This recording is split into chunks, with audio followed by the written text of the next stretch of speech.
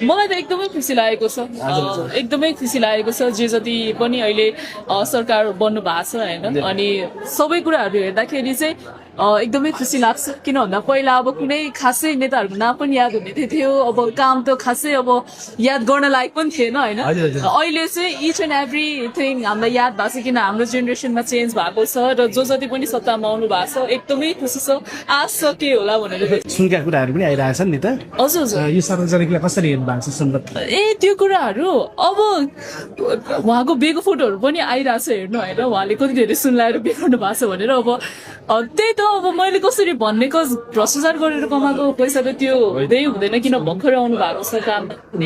उहाँहरूलाई काम चाहिँ गर्नु दिनुपर्छ यसरी खुट्टा नतान्नुहोस् न त्यो त झनै राम्रो हो कतिजना नेताहरूले पहिला आफ्नो सम्पर्क गर्नु भएको थियो भने उहाँहरूले त खुलस्त आउनु भएको छ सुदन दाइले त झन् आफ्नो पेमेन्ट पनि लिनु भएको छैन जसलाई चाहिने छ त्यसमा आफ्नो पैसा बाँड्छु आफ्नो पेमेन्ट बाँड्छु भन्नु भएको छ होइन अहिले त्यस्तो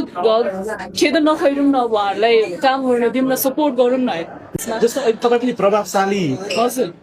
साहसी नेत्रीमा पर्नुहुन्छ होइन उहाँ पनि भर्खरै मात्रै उहाँलाई चाहिँ होइन प्रभावशाली नेताको रूपमा न्युयोर्क टाइम्सले निकालेको छ सही प्रभावशाली नेताभित्रमा हजुर हजुर कसरी लिनु भएको छ अहिलेसम्म त एकदमै राम्रो गर्नु भएको छ जस्तो मलाई चाहिँ लाग्छ होइन मेरो विचारमा चाहिँ र त्यो टाइटल डिजर्भ पनि गर्नुहुन्छ जस्तै हाम्रो सुदन गुरुङ दाई हुनुहुन्छ होइन बालेन सासवल छ पहिला मलाई इभन लाइक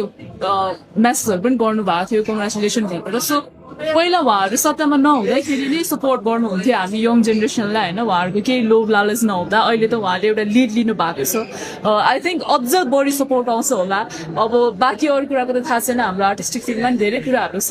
त्यसमा पनि उहाँहरूले यसो